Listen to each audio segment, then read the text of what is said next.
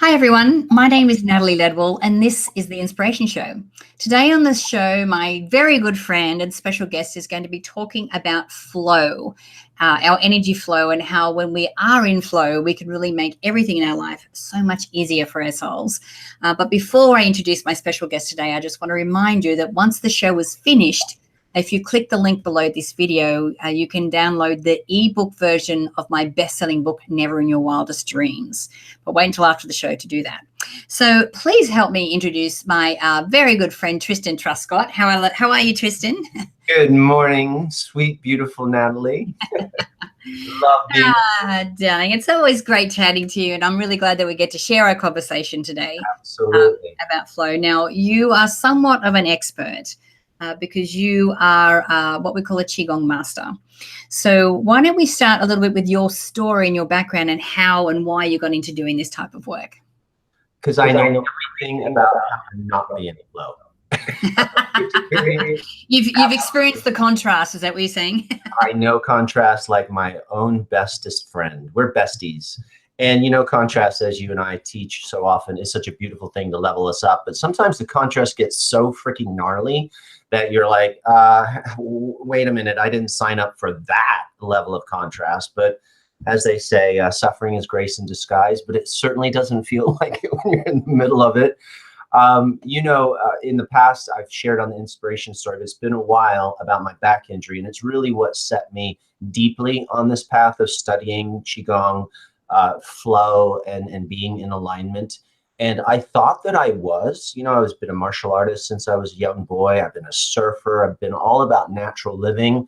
But I had this back injury in my martial arts school back in the year 2000 that literally was the greatest opponent I've ever had. It knocked me down for the count.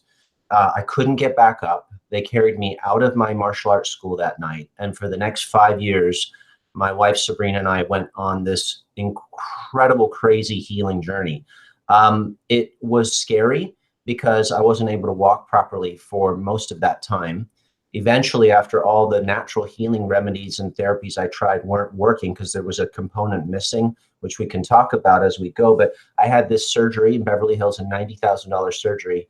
And after the surgery, I was worse. And so you've probably heard people talk about the dark night of the soul. I hit that. I hit it to the point that I remember I was on the floor in my bedroom, in my home, and I was crawling to try to go to the toilet. And I couldn't get on the toilet. And it was one of those moments where you're like, really? This is it? This is how my life's going to be, always in pain and struggle. And I thought that I should have been able to fix this. I would think that so many people that are listening to something like this, we've been around personal development, meditation, healing, affirmations, in whatever way in life we're trying to level up. We've tried so many things, and it gets so frustrating when you hit those crawling on the ground moments that you're like, why isn't it working for me? I read the books about these great transformations, these incredible healings. Where's mine? And so that was this moment where it's sort of like, I think I'm done. I've tried everything I freaking know. We went down the rabbit hole of healing. And fortunately, I had a martial art teacher when I was a young boy, and he was a black belt of Chuck Norris. And these were tough guys, but they had tough love. And I had his voice in my head, and he said, you show me, he called me Triscott. Triscott, I heard him. You show me a quitter, I'll show you a loser. And it's a tough pill to swallow, maybe for some, but it's kind of what I needed in that moment, that I was thinking, maybe I need to end this life. And then I heard something else he used to say to us, and this is where the story changes out of being stuck. He would work us out to the point of exhaustion. I mean, punching and kicking and push-ups and fighting. And he'd dim the lights, and we'd lay on our backs in the dojo, martial arts school. And he'd walk around the room, and he'd say, there's a beautiful and powerful energy inside each one of you. There's a bunch of young teenage surfer kids in Malibu. There's a beautiful and powerful energy inside of you. You just have to learn how to tap into it. But he didn't know Qi Gong, and he didn't know how to teach me how to tap into that. He taught me focus and discipline and, don't be a quitter. Yeah. So that got planted in there like a seedling. And in that moment of my greatest despair, I heard that. And so something inside said, I've got to, this energy thing. This is kind of funny being an energy teacher now, because I used to poo-poo it and put it down. And I thought it was very woo-woo and silly. And I'd make fun of people that were doing Tai Chi in the park. Now, who has the great joke? I teach it. But I opened myself up in that moment to that thing he said, there's a powerful energy inside you. You have to learn how to tap into it. And I just asked, like I call it my deal with the divine, if I could find this energy, this way to tap into it, I'll do everything I can to help others tap into it as well. If I could have that healing. And that led me 2 weeks later to this thing called Qi Gong. And I went to a workshop with a man visiting from China, and it changed my life, and it did heal my back. Yeah. So that's the back. Yeah. So what I understand of Qi Gong is that it is like an ancient practice. Yes. And through movement, you're able to channel energy through your body. Can you explain how that works? It's a trip. So I think we all get energy, right? Like we say, oh, my energy's off. My vibe is off. They got a good vibe. Like we get that we have this energy. It can flow through us, but sometimes it seems a little weird and esoteric.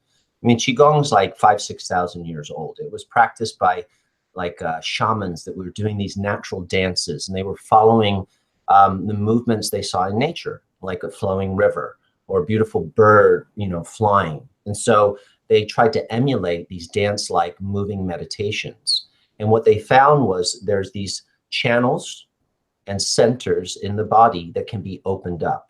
And when we're under stress or we're tense and tight, we block the flow of this beautiful life force known as Qi or Ki. The yogis call it prana, pneuma, the Greeks. So life force flows through these channels. They're through the whole body. Acupuncturists use the little needles, as you know, to stimulate. They're called Meridian Pathways. And you can open them up and you get a healthy flow. And energy has two qualities to it, kind of like this necklace. It has water and fire. It has yin and yang. And that's the balance of life and our energy flow. And as it's flowing through our bodies, it also pools up in these centers. Some people know about chakras. We could certainly talk about that. There's lots of chakras that are like gateways that energy pools into and gets regulated through our body. But it also pools into these centers. And there's three main centers. There's one here up in the brain called the Chinese call it a dantian, upper dantian. There's one in the heart area, middle dantian, and there's one in the belly called the lower dantian. So that's sort of how our energy matrix can be looked at. Right. And so what is the purpose of having, free flowing energy through our energy centers? So you can live a long time, you can be healthy, and you can be happy. When your energy's jacked up, your life is jacked up. That's my experience. So what disrupts energy? Stress, anxiety, worry, right? Not sleeping right, poor food, lack of movement, bad people, like stuff just jacks up your mojo. And then you kind of get these disruptions inside. And then those disruptions over time lead to blocks. So just like a garden hose where we turn on the faucet and the water flows through it, if you've got a rock on top of it or it's got a kink, water can't come out. It gets blocked. And so on one side, you have a depletion, other side, it gets backed up. And that's what makes it funky. And that affects our emotions. So the purpose, honestly, is so that we can be our natural, healthy, flowing selves. And if we open our energy and get it flowing, some pretty cool and kind of unusual things happen, I would say. There's some pretty cool magic when you get your energy going right. So let's say that someone's watching the show and they go, okay, I'm stressed. I've got a stressful day, or something's just happened. It's just thrown me off kilter. Yeah. What can they do in that moment to help them get to a place of calmness? Definitely, just as you and I both teach, get here now, right? Take a breath. That's the beginning of energy work. Your breath is like a pump. And I don't mean just breathing up here in the chest. Just really pull that breath down in your lower belly. Sounds so basic, but to inspire means to draw in spirit. It means to draw in life force. So let me just pause on that for a second. The power of the breath is freaking phenomenal. Like all meditations have breath work in them, whether they're moving, sitting, lying, or whatever. But most people breathe shallow up in their chest, and stress is blocking the flow of breath deep in the body. Now, Qi is the ability, Qi Gong it means energy work, from your breath, you extract the life force. So you're using your awareness of I'm breathing in and I'm drawing in this incredible life energy. And it's sort of like food. We put food in our body, but our body and our digestive system knows how to extract the energy from that food and use it to build our body. Well, when you breathe in, you can extract the life force from the breath and pull it into your tissues and into the channel. So the very first and most basic thing is just as you breathe, become aware that you're drawing fresh life in and pull it deep into the belly. And one other thing that people can do right away is start to engage the visual process of the brain and almost see it kind of like it's a beautiful sunny day. You're in Marina Del Rey, you're out on the paddleboard, and the beautiful rays of light are pouring on us, and we're getting that vitamin D, and it feels so good. When you breathe in, feel like you're breathing in light, little tiny molecules of light just flowing through your body down into that lower belly area, and you'll already be starting your Qigong practice. Right. So, so obviously your back is healed. Yes. So what was that final journey? So you went to the seminar, you learned breathing and channeling your energy. Like, what was that last piece of the recovery process for you? Practicing consistently.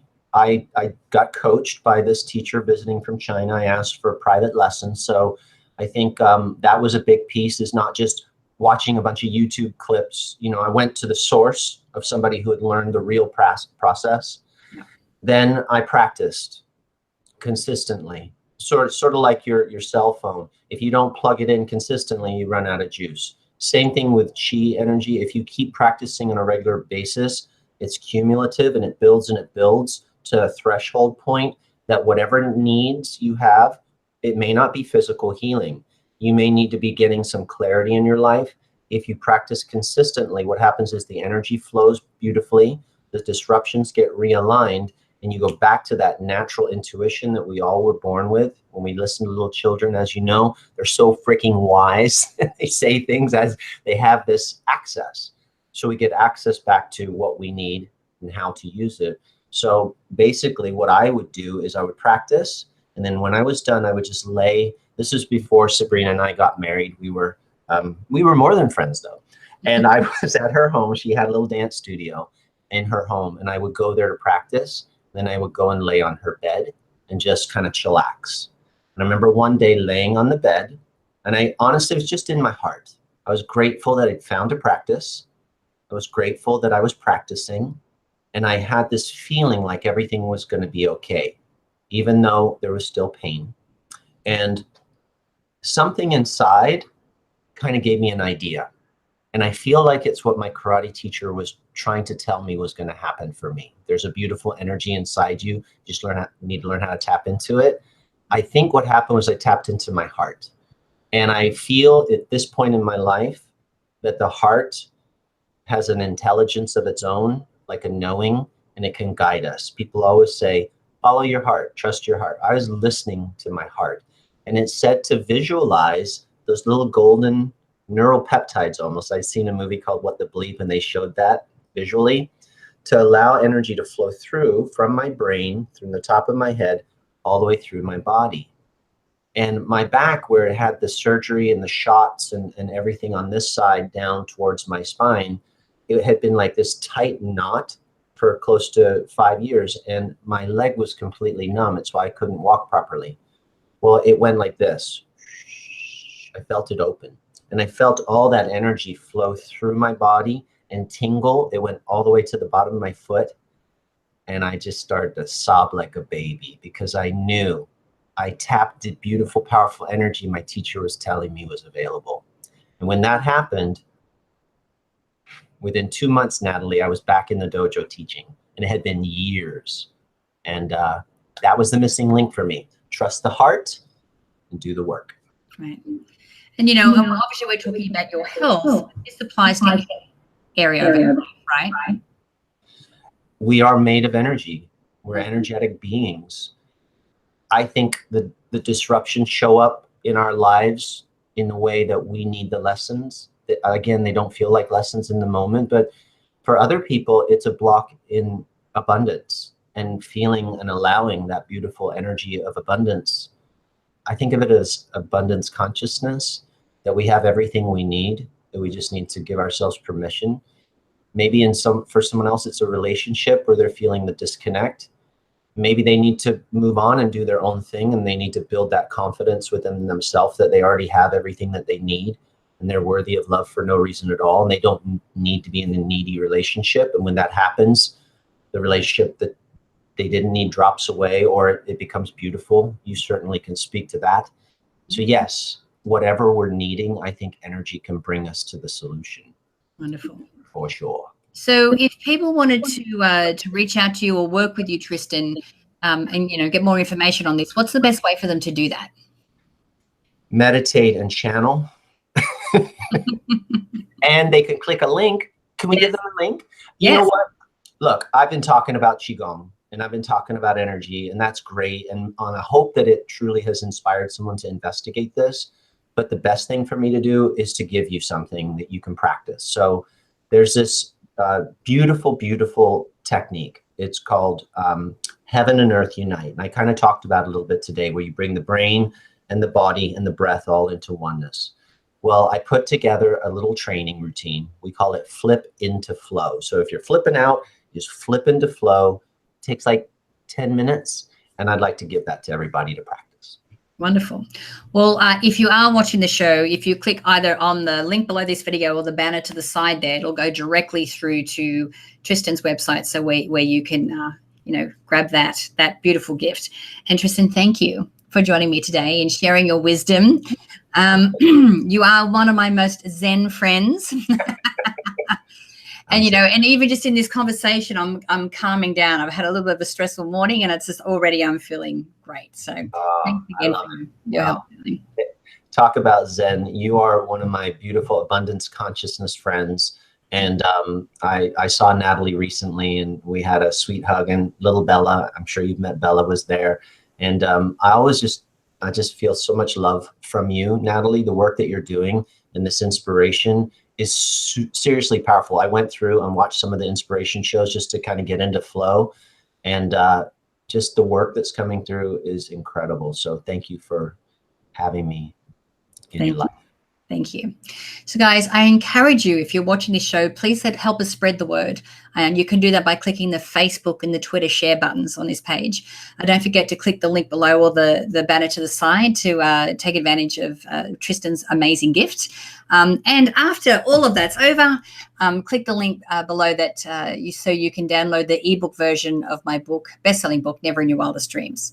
So until next time, remember to live large, choose courageously, and love without limits. We'll see you soon.